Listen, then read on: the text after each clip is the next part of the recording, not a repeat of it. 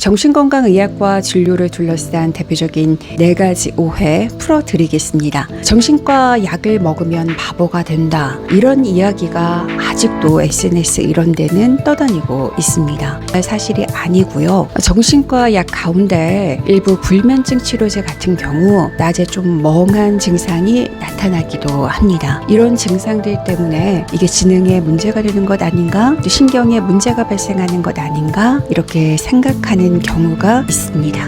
지능과 신경에 문제가 되지 않습니다. 그리고 항우울제, 안정제, 항불안제 대표적인 정신과 약물인데 이런 약물들이 내과나 가정의학과, 신경과에서 치료를 목적으로 쓰이고 있습니다. 유독 정신과 약에 대해서 사람들이 민감해하고 오해가 깊은 것은 아주 오래전에 항정신병 약의 부작용이 두드러졌던 시절이 있습니다. 그것 때문에 좀 오해가 뿌리 깊게 남은 것 아닌가 이렇게 보는 전문가들의 시각도 존재합니다. 우리가 코감기 약을 먹으면 졸리고 멍한 증상이 있는데 이때 우리가 민감하게 받아들이지 않습니다. 여기서만 보더라도 정신과 약물에 대해서는 아주 예민하게 생각하고 있다는 걸 알 수 있습니다. 정신과 약을 먹으면 평생 먹어야 한다, 못 끊는다 이런 오해하시는 분들 있는데 아닙니다. 끊을 수 있습니다. 이런 오해가 생기는 데는 아무래도 이제 정신과 질환, 그러니까 정신질환이 다른 신체 질환처럼 어떤 치료 기간이 딱 명확하게 단정 지을 수 없고 또 약의 중단 여부를 단정 지을 수 없는 그런 특수성 때문에 그렇다 이렇게 보는 시각이 있습니다. 정신과 약물은 이제 복용을 하면서 조금씩 복용량을 줄여가면서 이제 환자의 어떤 부작용이나 아니면 효과적인 면을 살펴볼 때가 많습니다. 그렇기 때문에 이제 상대적으로 신체 질환과 비교했을 때 복용 기간이 길다 그렇게 느껴지면서 이게 이제 평생 먹어야 한다 이렇게 오해를 부르는 것 같습니다. 세 번째 오해는 정신과는 이상한 사람만 간다.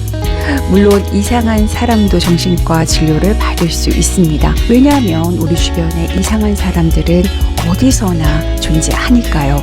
이상한 사람만 가지 않습니다. 최근에는 유명 연예인이나 예술가들 또 의사도 본인의 정신과 진료 사실을 밝히고 있는데요. 이분들은 대부분 정신과 진료에 대한 그런 오해를 없애기 위해서 본인의 진료 사실을 밝히고 있습니다. 사실 정신건강의학과 외래만 가보더라도 스트레스로 인한 어떤 신경증, 노이로제, 가벼운 우울증, 불면, 또 환경이 갑자기 바뀌어서 거기서 나타나는 어떤 적응 장애 이런 것 때문에 진료받는 분들이 더 많으세요.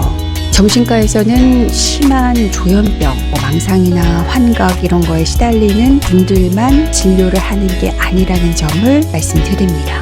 그 취업에 있어서 불이익을 받을 것이다 이런 오해를 하고 계시는데 이거는 아무래도 진료 기록이 남아서 그렇습니다. 진료 기록은 꼭 정신과뿐만 아니라 모든 진료 과목에 다 해당이 됩니다. 진료 기록은 남습니다. 하지만 이 기록을 본인 외에는 열람할 수 없습니다. 물론 예외적인 경우가 존재합니다. 이거는 의료법상으로 존재하고 있는데요. 우리가 민사소송법, 형사소송법의 경우 영장이나 어떤 문서 제출이 필요한 경우에 있어서는 의료기관 종사자나 의료인이 환자의 진료 기록을 열람할 수 있습니다. 이건 예외적인 상황인 것이죠. 취업을 하면 그 기관은 개인에게 개인정보 수집, 제공 이런 거에 대해서 동의를 받게 되어 있습니다. 이럴 때에 본인의 진료 기록을 열람하는 것 아닌가 이렇게 오해하는 경우가 있는데 여기에 해당되지 않습니다. 그리고 2013년에 개정된 정신건강증진법에 따르면 정신질환자의 범위가 대폭 축소됐습니다. 망상이나 환각으로 인해서 정상적인 활동을 혼자서 독립적으로 할 수 없는 경우에 있어서만 정신질환자로 정의되린다. 이렇게 범위가 축소됐습니다. 그러니까 취업에 제한을 받는 경우는 이처럼 아주 극히 드문 사례에 해당되는 것이죠. 구독과 좋아요 부탁드립니다. 고맙습니다.